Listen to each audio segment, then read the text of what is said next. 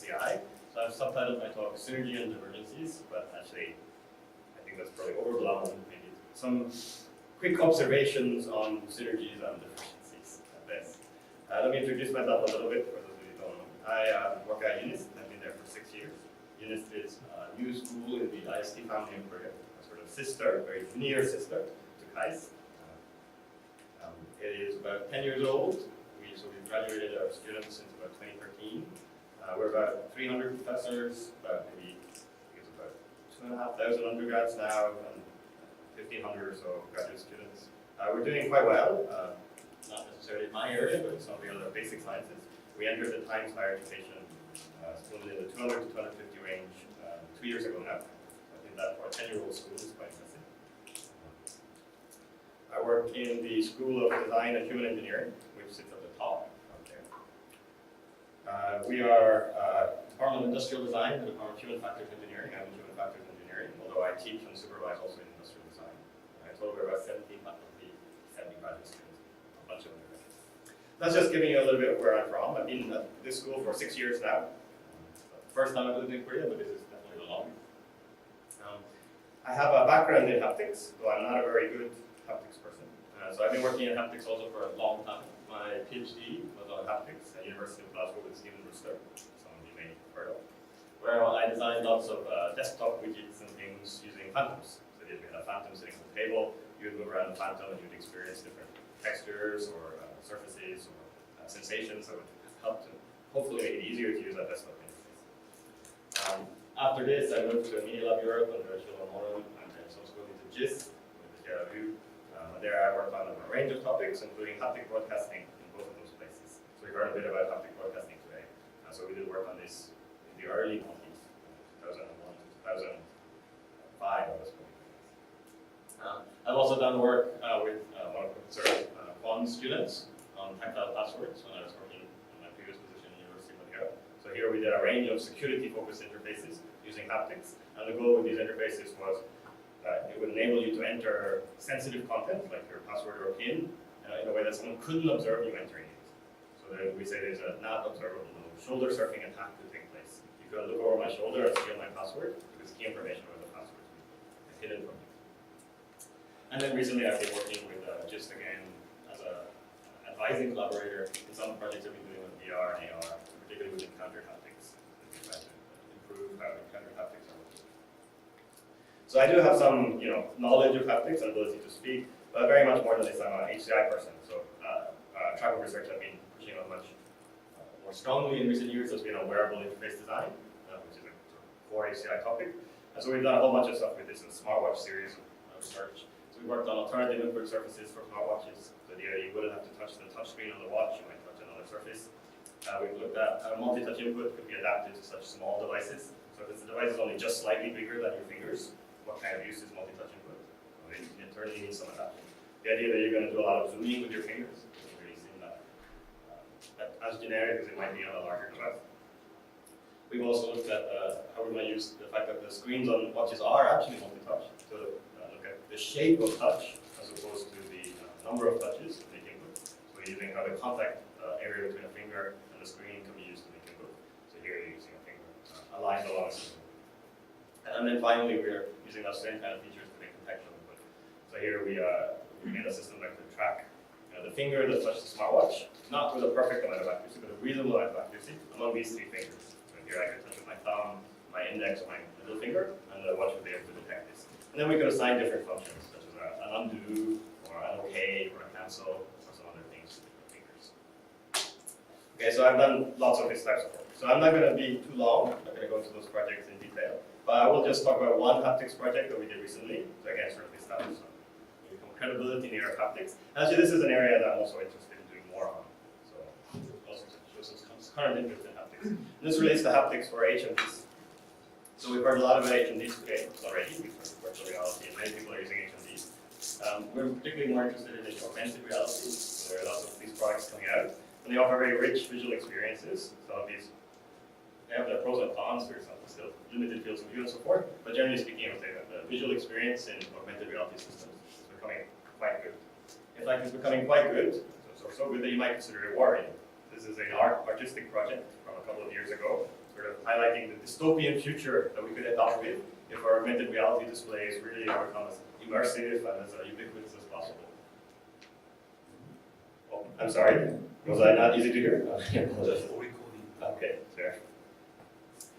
So in this particular project, we see that this is an artistic project, so they just took some video of they're walking around the city and then overlaid it with this sort of dystopian AR scenario where the user is completely surrounded by content and overwhelmed by the content that they're using. And so what we take from this is sort of a vision that maybe if we have all these AR displays, then actually maybe there are things that we don't want to always see, we don't want to always use. And actually one role for haptics might be, in these context displays, is providing less intrusive types of information. And so haptics might be valuable as a sort of a non-demanding channel for integration into these displays. So we started to consider this. Actually, if we look at the kind of work in HCI, where people are focused on haptics for those types of scenarios, so we might say haptics for the head, actually there's a wealth of work. So people have to build multiple systems to use haptics on the head, or peltiers, peltiers in conjunction with other elements like peltiers and fans. You see on the very right top there's a huge grid of many, many fans surrounding the head, little gusts of air at your hair. Vortexes, which some of you will be familiar with, an in-air type of haptic. The most crazy one I find is the flywheels, where they basically mount, half a kilo of metal on your head and spin it. I'm not sure I would put that on. There you go. But there's lots and lots of people who've considered this. What kinds of content can we add to haptic content can we add to HMDs? So we also, looking at this literature, thought that, well, one thing we can observe about the non-contact type of actuators is they're tending to use quite basic technologies. So we might should be a space of looking at recent advances in in-air haptics and applying those to the HMD context. So we did this in the context of a lab study. So we used a standard ultra haptics device. We tracked the face using a depth sense camera. And we tried to add haptics to the face using this device in a queue delivery or notification task. So the idea is we just present cues to your skin that you might be able to recognize as notifications in a sort of similar way to your phone gives you notifications about what is going on. Doing anything for the face is very different than the hands, as some of you probably know, many of you, all of you probably know. There are no Pacinian corpuscles on the face. So it's a completely different stimulation environment than the hand. And so actually we have to use very low frequency signals to try to target messenger corpuscles, which are responsive.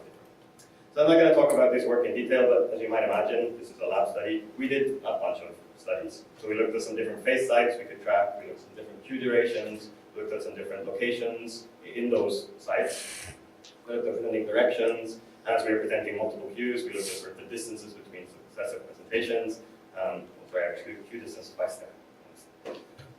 So we looked at a range of these types of parameters, eventually trying to conclude what types of stimulation might be effective on the face. Just because there's a lack of knowledge compared to the very rich knowledge we have about other body parts. These are some of the sorts of results we got. So we got some resolution and duration, distance direction information, and some recommendations about the site. So I think this is all useful, and maybe haptics on the head has some future. Obviously, the device we're using is completely infeasible, much as maybe we had this discussion about actuators and the need for actuators that can meet our requirements. Here we see this clearly. So I'm using an actuator that's completely inappropriate for use on an HMD. The thing it's a grid of 30 centimeters aside and it's a high power consumption. We need much better actuators for it to be feasible. But we do see some advantages in this sort of in-air approach to haptics for HMDs. We're trying to make some recommendations for what actuators might need to be in the future. So hopefully we manage to do that.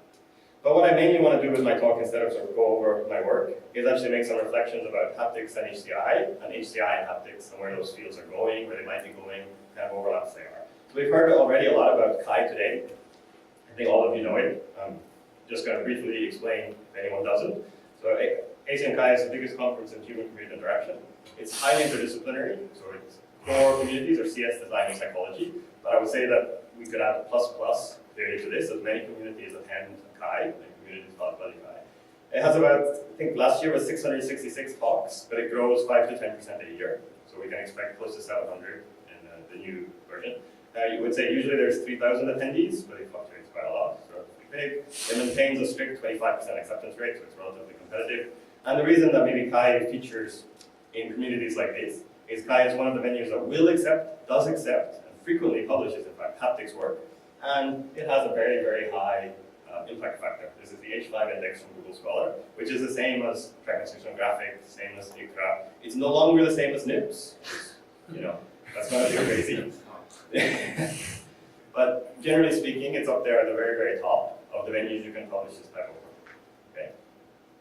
Because I work in HCI, whenever I talk to people at Haptics, it frequently comes up, and I get lots of comments, lots of discussions. We start with Kai is. So actually, I thought I would do a little survey to liven things up. Can anyone describe Kai? I've heard lots of descriptions. I've redacted any unprintable ones. Interactive experience. Okay. I mean, critically, actually. Oh, really? So I have not any. And that, I think, is probably true. Azoo. I've been on the committee for many years. Definitely true. It's a complete zoo. It's a huge amount of work. Yeah, I also agree. The amount that has to go into a Kai publication probably eclipses almost any other venue that I support. It's a really huge amount of effort goes into a Kai publication. And actually, this is my comment about Kai, actually, not someone else's. But I mean, I hope that maybe other people might agree. Is that Kai tends to value novelty over rigor, or actually, I might extend novelty at the expense of rigor. So actually, shaking heads. Okay, but that's good because I want it. So, do you have any description you'd like to add, or any reason you would like to disagree? I think novel in addition to rigor. Novel in Not addition. something that's vigorous, but not novel or not exciting. It won't make it. I mean, I'm trying to get at the importance of novelty, but I do think there's an element that is at the expense of novelty as well, of rigor as well. Like in some sense, we overvalue novelty, whereas many communities maybe overvalue rigor. We kind of flip. But sure, just looking back. Why would you call it Zoo? Zoo because there's no coherent themes. Many times, if any of you submitted to Kai, you may have received rejections for work that you feel is maybe it should not have been rejected or would have been unlikely to be rejected in any other venues. So by Zoo, it's sort of a chaotic collection of unrelated things. Yeah. It's when you say not engineering, I think for people who aren't familiar with Kai, it's important to say that there's many different communities and they're segregated. So there is this very strong engineering community at Kai, but there's other communities that are not engineering. Yeah, I'm not trying to be canonical here. Yeah. These are just things I've heard. Yeah, and so definitely. I mean, there is a very strong engineering community. There's also a very strong design community. There's a very strong behavioral science community. There are lots of communities. But I mean, people have quite complicated opinions about this. But I think it's important for Haptics. We've heard about Kai lots today from almost every speaker, in fact. So Kai has a big relevance. I think it's very clear why Kai has a big relevance. So I wrote a parser this morning, and I grabbed all the programs from Kai and UNIST for the past 5 years. Just stripped out all the words with all the paper titles with haptic, tactile, and force feedback. This is the chart. Okay. So last year there was 32 or 33 papers in Kai and UNIST, the two top conferences in this area, with those words in the title. This is almost the same size as something like the Haptics Symposium. That will publish, I guess, around 40 to 50. I also tried to write a parser for that this morning. So I will publish around 40 to 50 papers. Kai grows 5 to 10% a year. I don't think this trend is going anywhere. I mean, it's only a few years, but I think it's likely to say that there will be, this year, more than this. We might be ended up to more than 40 papers in this. Next year, maybe 45 or 50. After this, it may just get bigger and bigger. Okay? Do you know the relative percentage in terms of published papers? Last year, there was 666 papers at Kai. I remember because it's 66, because I compared it twice. So yeah, that's Kai was 25 here, so 25 out of 666. I think the parser is wrong. We've done the same thing and got way more than 15 papers in 2016. Yeah, I mean, I literally wrote it this morning and did a string search I for think, those I'm saying I arrows. think this is very conservative. I think Yeah. the numbers like for 2016, which is in my mind is closer to 50 to 80. Yeah. So just saying that this is Totally bucket. ad hoc. Yeah, and I realized even just looking manually at the WIST papers, which are smaller and easier to parse, there's a whole bunch of Haptics papers that don't use any of those words in the title. Either they use tacton or they use some other thing like this. So this is, yeah, I would agree with Karen's complete underestimate, maybe even a 50% underestimate. Yeah. And so the reason that I think that it's important that maybe we discuss our opinions about Kai is because Haptics in general may, or maybe again, sort of in the spirit of being controversial rather than being correct, we may say that Kai may overtake the Haptics community in scale, and perhaps also many of the people that submit Haptics to Kai are not paying attention to the Haptics, the traditional Haptics community. Yeah, they may read the papers, but they're not contributing to those communities. They don't view them as viable submission venues, and this is a bit problematic, I think, for the haptics community. Potentially problematic. But, obviously, I'm not the person to judge this. I'm just putting out, things to discuss. So what kind of things go into Kai? So I have a fairly random set of some examples from the last couple of years. So this is a paper called RetroShape. This is a wearable, so it was a design for a smartwatch. This is a 4x4 grid of axles. We're going to a smartwatch. They wear on your wrist. They also have a 3x3 grid. Basically, it's a bunch of servo motors that poke you. Okay, so this is the RetroShape. This is one which I tried last year at Kai. This is Thor's hammer. So this is a lot of fans arranged in a box, which is protected for safety reasons. You hold the hammer, and then you can provide force feedback by blowing the hammer around. It's done by a Korean. There is a Korean author, and I think it's Korean. Toronto as well. I think it's a Toronto group. Yeah. And it's kind of fun. It's okay. It's very, very loud. It's a plastic leisure. This is one from Microsoft and some collaborators, also Canadian, if I recall. This is a haptic revolver. This is a VR controller, and it has a spinning wheel on the tip, just simple motor spinning a wheel, and the wheel can prevent some friction, so you can sort of push against you to give not friction, shear forces. And then there can be different textures glued to the top of the wheel ultimately, or printed onto the wheel, so that you can spin it around and present a different tactile sensation when the thumb is lifted. So I don't really present these as a particularly representative set, although these are all recent papers that I thought were interesting. But as we are reflecting on the role of these communities, we might think, well, is this type of work the type of work that could get published in traditional haptic venues or not? I mean, maybe these examples can help think about this. I mean, all of them feature, and in some sense I bias them because there are other work that's much more rigorous scientifically. All of these works feature, for example, very simple actuation. Yeah. Whereas haptics is characterized by more complex actuation. This is not the only type of haptics work at Kai. There's also very rigorous behavioral studies there. But this does highlight one of these differences. I also say that they are all for quite specific purposes. Maybe they are all, these days there's a big focus on VR or wearable. But I just thought it might be interesting to reflect on some of those differences maybe in our panel discussion. So if those are the potential views, not definitely the views, I don't want to put words in your mouth, but then thinking about what kind of views HCI people have about haptics, we often see this kind of a statement. That haptics is mechanical engineering and psychophysics, which overlaps sometimes, but many times is really siloed into these categories.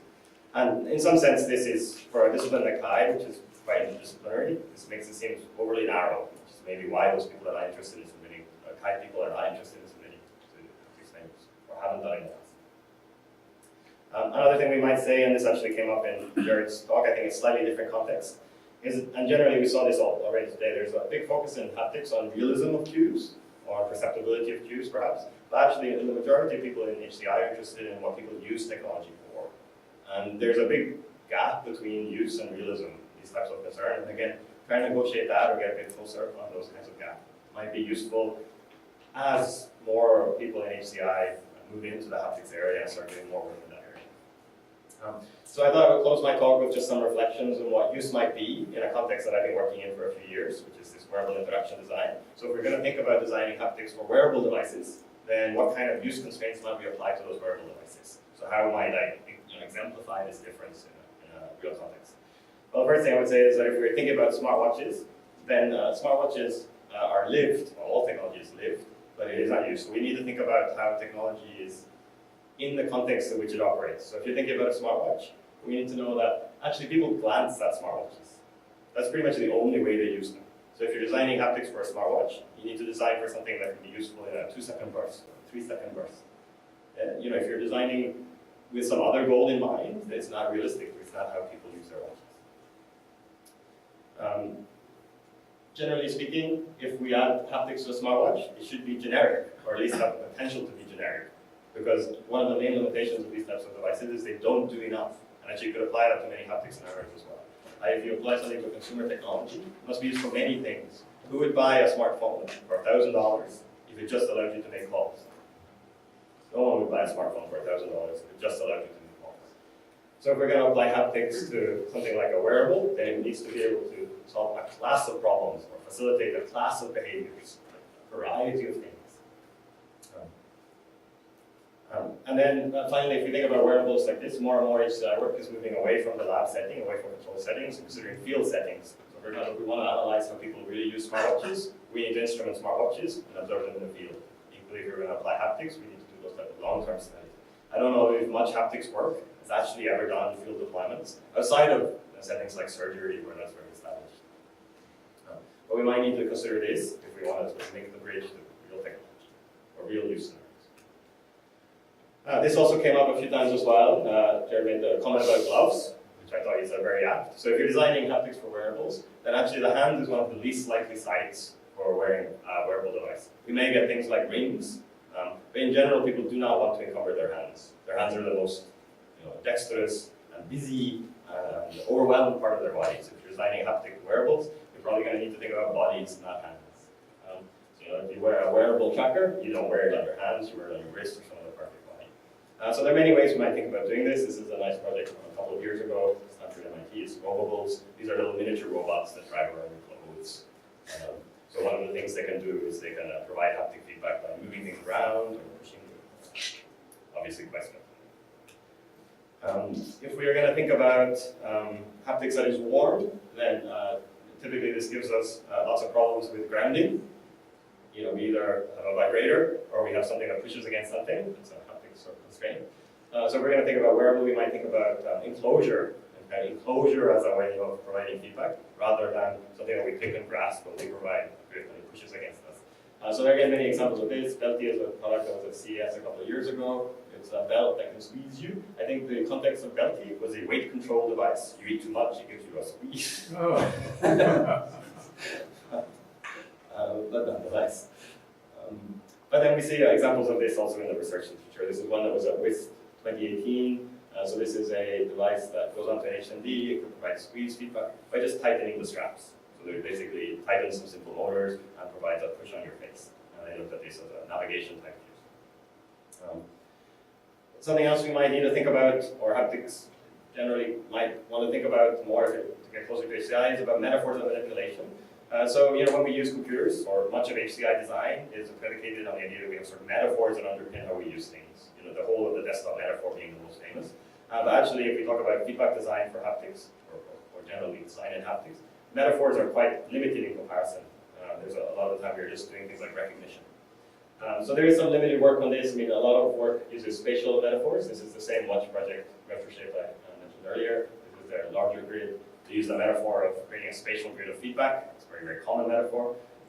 This is a direct manipulation paper from, again, the University of Toronto, where they had a very simple system with 4 or 8 actuators around the wrist, but then they tried to embed this in the context of a direct manipulation system, where there would be participant content that could be moved around between the actuators. So you had the idea of a cursor and highlighting, other types of features that we're familiar with from a desktop interface. And so developing those types of richer metaphor might be a useful way of expanding or moving a little bit closer to HCI concerns.